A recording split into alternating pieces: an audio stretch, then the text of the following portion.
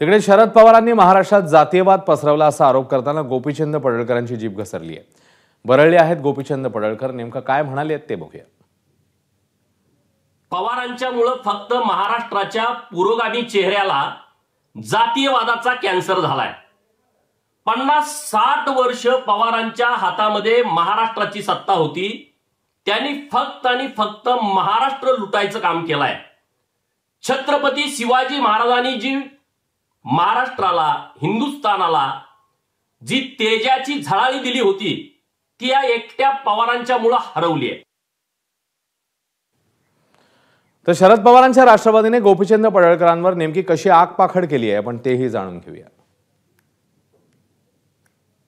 मी एवढंच म्हणेल की ते चॉकलेट बॉय आहेत। जेव्हा केव्हा त्यांना संधी वाटते तेव्हा ते बोलतात, भेटतात।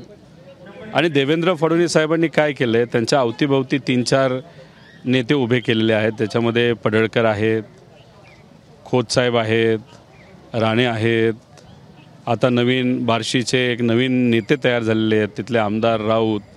आणि मग हे काय करतात, देवेंद्र फडणवीस साहेब कधी स्वतःला चुकीच्या बॉक्समध्ये बघत नाहीत। मग ह्या लोकांना सांगतात, हे चला आता राजकीय दृष्टिकोनात भुंकायला सुरुवात करा, आणि मग हे नेते छोटे छोटे भुंकायला सुरू करतात।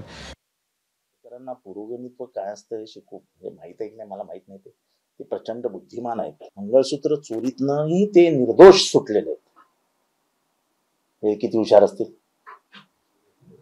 पोलिसांनी फोटो लावून देखील ते निर्दोष सुटलेले आहेत, म्हणजे ते किती हुशार असतील। त्यांच्यासमोर शरद पवारांची बुद्धी काहीच नाही। एबीपी माझा, उघडा डोळे बघा नीट।